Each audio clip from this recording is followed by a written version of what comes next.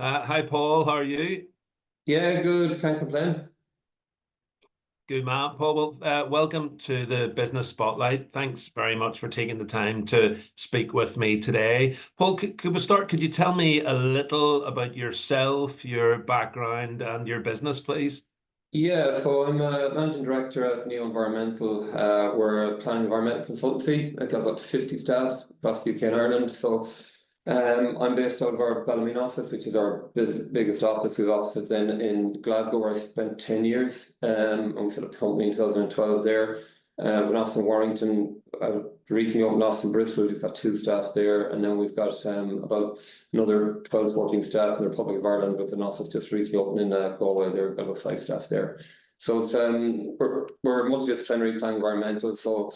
We would have planners, archaeologists, ecologists, landscape architects, hydrologists, so all the kind of main disciplines. My background, I'm a chartered environmentalist, and I'm dual qualified, and I'm also a licensed archaeologist. But I've been running planning environmental teams since about 2010. And what was it? So was this what you always wanted to do, or how did you end up where you are now? No, it definitely wasn't where I anticipated being when I was a young lad. I kind of my original background. I did a degree in heritage studies in Galway, and it's a great course, loved it, but it was very general, and I ended up doing a postgrad in business studies, and I worked in a bank for a year in Galway, which just wasn't for me. Great experience at the time, but it wasn't where I wanted to be. So I actually ended up then, from that, I funded doing a master's, and I came to Queen's in 2004 and did a master's in archaeology in Queen's. And I loved that. Now, I worked in archaeology from then on until about 2008. And I actually worked on the A5 road project in Northern Ireland here, which we're actually doing ecological clerks that we worked on now, which is finally good to see it go ahead. But I studied, worked as an archaeologist, but then the recession came in 2008, and I was unemployed. Wasn't sure what to do. I managed, at that point, as a kind of project manager, I was running big projects down in the likes of Limerick and Louth and that. Worked on all the major road projects, and to be honest, it just didn't work. So I ended up. My partner at the time, she was over in Glasgow, and just she was studying to be a teacher. So I moved over there, and I ended up getting work in Orkney of all places. So I ended up way off the north coast of Scotland, so nowhere near Glasgow, and it's probably harder to get from there to Glasgow than it was from Ireland. I enjoyed that. Love the archaeology is fantastic, but it was kind of seasonal work. You do 3 or 4 months up there. Then I worked in the A5 road project in between, then back up there, and I just had enough of it. And I sold my car and back to did a master of environmental management, and to be honest, it's the best thing I did. I had worked in a multidisciplinary consultancy in the A5 called Michelle, who were now WSP, and that's where I'd seen the kind of multidisciplinary approach, and decided that's something that might be worth pursuing. And that's when the archaeology, I kind of had, I seen that drying up, I decided that's where to go. So I did that master's, and I got in with a company then. And within 3 months, I was running their planning environmental team, built that up to about 5 to 20 staff. And then in about 3 years, I decided it was time to go on our own. And so myself and my business partner at the time, Michael, we set up the company, Michael McGee. So he worked on the technical side or on the planning side, and we set up Neo in 2012. Just the two of us, and we built it from there. So it's been a long journey. It's been a good journey, but a long journey. And help me understand your target market, Paul. So who do you work best with? Who really benefits from working with Neo Environmental? So our main work stream is in renewables. So 90% of our work will be renewable energy. So that's wind farms, solar farms, battery storage projects, hydrogen projects. So we're working on a lot of large utility scale projects. And that's across Ireland and the UK. So the clients we work with are big clients. We work with a lot of utility companies. So we'd work with the likes of Scottish Power Engine Networks, Energia, NG, Statkraft, Raise, Lightsource, BP. So we a lot of big clients there. Um, so we then work with individual developers as well. So the likes of Raise, Every Energy, BNRG, Neo and companies like that. So it's a mixture really, but it's generally big kind of corporates who are doing big renewable energy projects. And that's, look, the big targets in Northern Ireland, Republic of Ireland, UK hit 80% renewables by 2030. So it's a massive market. It's a growing market. We probably hit it right at the right time. As I say, we set up in 2012 when it was an established market, but it was still growing quite well. You know, we've seen serious growth in the last kind of 5-6 years. It's just been major. And what would you say has been your biggest lesson since being a business owner? There's been a lot of lessons along the way, to be fair. I think for me, one of the key things is, you know, that you need to empower your staff. The key thing is having the right staff. Good staff will make a company, and the bad staff can be the downfall of it. And you need to realize, you know, when you've got good staff, that you have to empower them, you have to look after them and retain them. So that, you know, for us, that's a big part of it.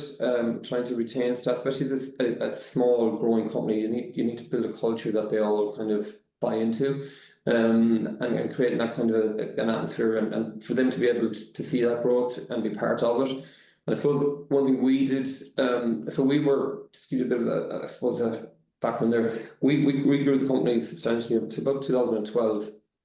And then we were growing that quickly with the way the market's going. We felt we didn't really have the control and the ability to compete with the bigger companies. So we would grow staff, we'd have them 2 or 3 years, and big companies would just come in and take them once they've got that experience. So we got to a point where it's just become very frustrating and hard to manage. And we realised we needed help. So we went to market, and 12 companies showed an interest. Then we got about 7, 4, and eventually we narrowed down to 2. We went into full due diligence with, and we were bought out by a company called Origin Enterprises. And for them, it was a new venture into this type of market. They're more traditionally involved in the agri sector. So the reasons for that were so that we could retain staff, we could grow them staff, and they brought in a lot of the elements that we just couldn't do as a small company. So that was the HR stuff, that was the IT kind of stuff, the marketing, financial, all of that.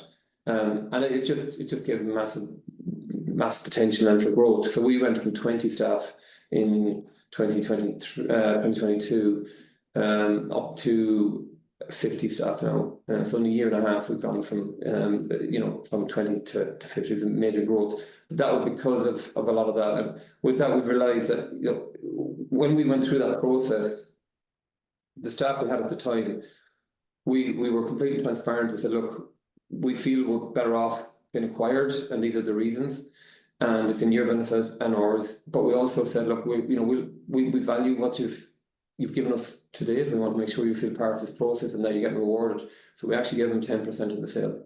So they all, you know, they all done very well out of it. And we've managed to retain nearly all of them staff because of that. And that loyalty we've shown them, they've shown in return. And look, we have brought in additional benefits as well.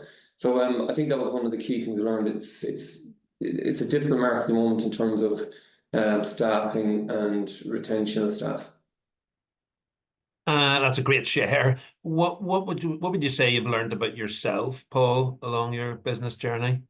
I think probably learned to surprise myself in a lot of ways of how adaptable I've been and how much you've learned over that time. When I look back at where I was in even 2010, 2012, and where I'm now, it's chalk and cheese. And sometimes you actually grimace at some of the decisions you made, and at just at your lack of maybe knowledge and experience. So, you know, obviously it comes with experience, that ability to know what decisions to make. You learn the hard way. You learn through it's a hard learning curve, steep learning curve, I suppose. And you have to learn quickly. That's the thing. You can't afford to make too many mistakes, or you're not going to last. So I think that was the key thing, just learning to trust in ourselves, but also learn by the mistakes and making sure we're taking account of them. And so I think that's the biggest thing. Yeah, it's a great point that you raise. It's easy for, can often be easy for people to look back 5, 6, 7 years and look on mistakes that were being made then. I think that it's a great challenge for people, anyone listening to this, to think about what are you doing now that you look back on in 5 years and reflect on. So yeah, a great point that you raise. So tell me, who has been the biggest influence on you along the way, Paul? Look, again, it's been a long journey, and there's been a lot of people who've helped us along the way. without whom we would definitely, myself and Michael wouldn't be where we are. And Michael McGee, like me and Michael developed this together. It was a 50-50 partnership. We probably changed our roles slightly even since the company was bought out. But we run the company in the same way. It's just that they've refined the roles more.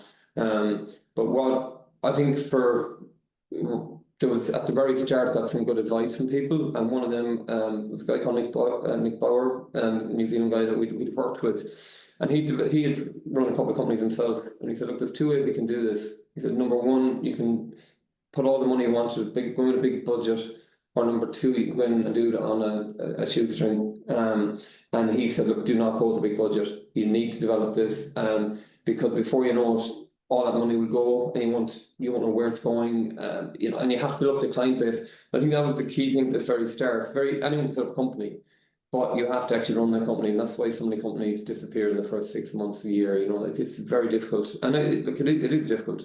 I probably got a lot of influence as well from my parents, because both my parents, they're quite entrepreneurial. They're their own kind of. Dad worked for Tesco's, was a manager there. He lost his job there. They moved out of Ireland back in the 80s, and bought a shop in where I'm originally from, in Athenry, Galway. And they built that up, extended it, and they bought a second shop, built that.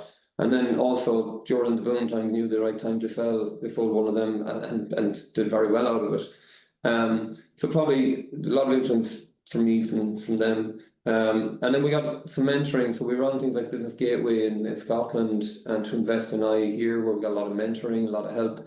And I think it's people with experience who've been there before, and there's a track record. You kind of rely on them a lot. And I'll go to a lot of industry events, and I'm not afraid to ask questions. I suppose that's the key thing as well. Very good. And what gets you out of bed in the morning and drives your passion for the business? One thing I think I always am, I commit to things, and whatever I go, whatever I'm involved in, I try and commit to 100%. Be it when I was younger, it would maybe been more towards sport, and then once I got older, it was more towards the business. And I think once you start the company, you have to commit. If you don't, the company won't go anywhere. You have to do the long hours. You have to actually commit to the company and the time, the effort, the resources to that. And I enjoy it. I'm a morning person anyway, so getting out of bed isn't too bad for me, even though I have 3 young kids at the moment, so it's a bit harder. But it's that desire to progress and grow, and see the company, to grow beyond what it is already. And actually seeing that, been already on that journey and knowing the opportunities that are ahead of us. And we're extremely busy at the moment. Anyone in our industry is. So there's massive opportunity. And, again, I like seeing where the staff, you spend probably more of your time with your staff than you do with your family and friends. And they become ultimately your friends. So, you want to see them develop, you want to grow for them as well and give them the opportunity. So that, for me, they're the big things. I enjoy seeing people develop and seeing people who've come in maybe at a graduate level with us, and they move up to the ranks up to senior principal or whatever it is. So that's what I enjoy. And if you were on a desert island and you could listen to a podcast or read a book, Paul, what would you? Definitely no archaeological work allowed. So purely, but listen to a podcast or reading a book. What would you be doing? Obviously, Stephen Bartlett is one that I've really taken to, and the Diary of the CEO. I read his book there recently. I say I read it, I listened to it. So I really enjoyed that, and just the people he's interviewed and the experience he's gained from his journey. There's also the one, The Chimp Paradox, is one of the books I've read. I really enjoyed that. Just, I suppose, more of in terms of the psyche and behavioral science and that kind of stuff. And I really enjoyed that. So they're probably the ones I really enjoyed. Outside of that, it is mainly the autobiographies, but not so much about their sporting achievements, but more the journeys. And you take Joe Schmitz and you look at the management styles and how he managed people and situations. And again, like that, I'm reading Johnny Sexton's book at the moment, Obsessed. And you look at Johnny Sexton, he is obsessed with what he did, and you can see that in the pitch and the passion he has, and it's good just to see that, because it is about personalities and managing situations. No different in sport than it is in business. So I find that interesting. Yeah, great share. And yeah, there's so many correlations between sport and business. If you can invite any three people, alive or dead, to a dinner party, who would be there? I suppose I was thinking about people who are alive this one time. David Attenborough would have to be up there for me. Just a fantastic person and great to listen to. And just what he, again, things he's achieved in his life, things he's seen, you know, and again, my background, he would definitely be the number one there. Um, uh, Richard Branson is someone again that I admire more so just given his background, the issues he dealt with, you know, he's dyslexic, he really struggled with numbers. And when you hear some of them stories, and just, you know, I think he's been a brilliant business person, but given again his background to be able to accomplish what he has, I think it's fantastic. And again, Sia Khaleesi maybe is one. I read his book, and I just so my wife's a teacher, and she spent a lot of time doing a charity work for in a place in Malawi. So I actually went over to there for 2 weeks, probably about 8, 9 years ago now, and just seeing the abject poverty and what people have to go through and that. So we've done a good bit of charity work and stuff in the past for that. But reading Sia Khaleesi's biography and what he's come up through, I mean, you know, living in the townships in South Africa and experience what real hunger is. But then to get to where he is in the adversity and to become, you know, captain of South Africa, it's just brilliant. Obviously, someone like Nelson Mandela and people like that, yes, you'd love to meet. But yeah, you know, people in the present, they'll probably be the top people I'd enjoy to meet. And if you could go back in time, Paul, and give some advice to your 18-year-old self, what would that be?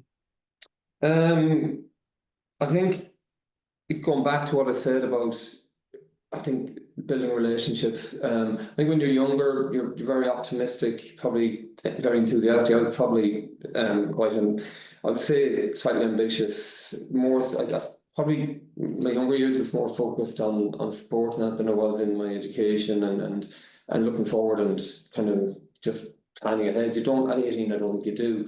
That's probably one of the things I would change. It's just been a bit more forward thinking and look at and strategic in what I wanted to achieve.